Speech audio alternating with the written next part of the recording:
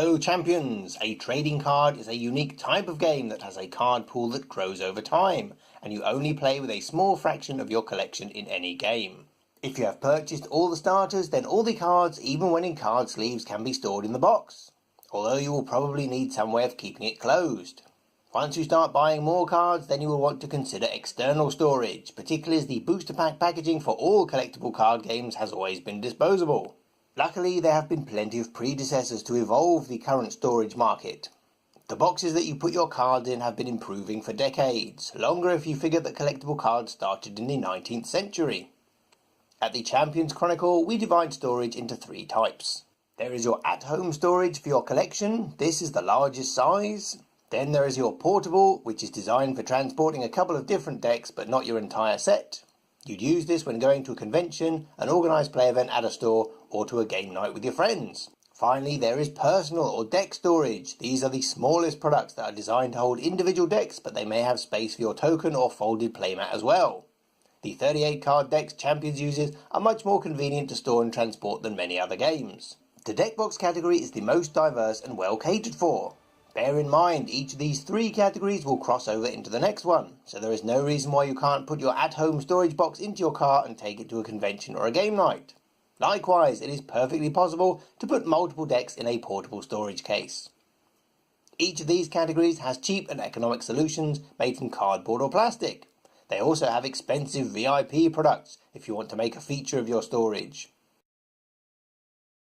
When looking at large-scale storage, you have 2 options. The first is the rigid box, which is great for bulk storage. If you want to keep things together and don't need to pull out individual cards, then a box like this with appropriate dividers will do just fine. If you do want to constantly look through your cards and pull out individual cards, then this doesn't work so well. So you'll need something like an album. An album or a binder is a storage method where your cards are individually held in little plastic pockets. They can be either naked or in sleeves, and it's very easy to pull them in or out, as and when you need them.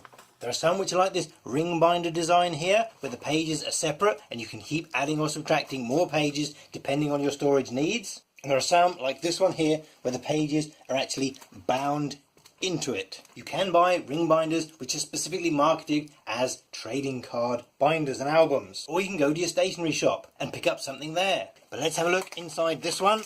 Whatever you do, you must get something with a D ring. As you can see here, if you turn it up the other way, these rings here look like the letter D.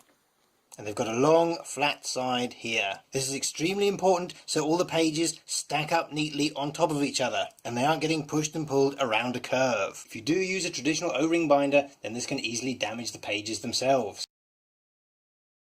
Way back in Grandpa's day, people would reuse the display packaging that the game was packaged in. Many an eager youth would keep a beady eye on the counter to see which lines were selling out before nervously approaching the store owner to ask for their empty box. These boxes eventually fell apart, but they were easy and usually free to replace.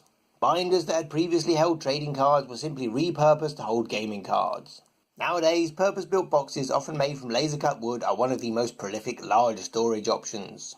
Back when the customizable card game first appeared, manufacturers realised customers would need a place to put their cards and a convenient way to transport them. So they produced cheap cardboard boxes that would hold about 800 to 1,000 cards and cover them with the art from their games. Often these would be given away free as cheap price support for organised play events. This fine tradition continues to this day, although you can buy blank cardboard boxes, and even get ones with handles. And of course much more deluxe solutions. Deck boxes were also carried over from trading cards. This is a 100 count box, which is about 20 years old. It is a 2-part acrylic case that holds approximately 100 sleeve standard size cards. It is an Ultra Pro box and they still manufacture the exact same design today. Slightly older is this plastic hinged trading card box, which has a fixed lid with a little clasp to help keep it closed. Again, this exact same design is still unchanged to this day and comes in a variety of sizes.